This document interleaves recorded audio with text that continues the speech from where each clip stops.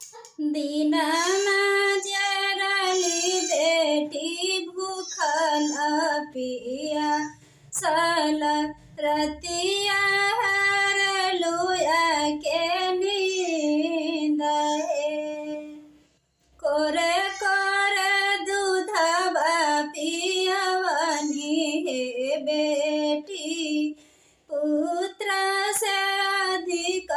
दुलार है से हो जे बेटी ससुर घर जाई है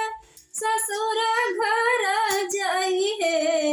कैसे प्रभु रहबै अकेला है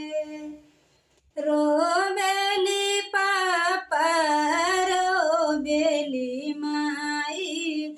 रोबेली भैया हमार है रोबेली सखियान संग के सहेलिया विधन के ये बेहबार है रोबेली सखियान संग के सहेलिया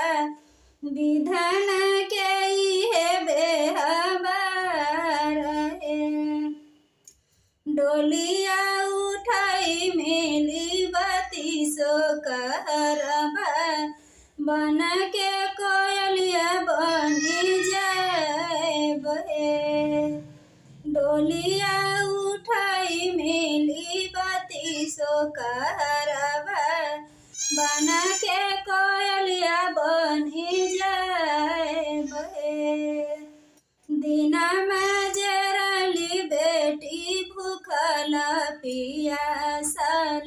रतिया हरलुया के नींद हे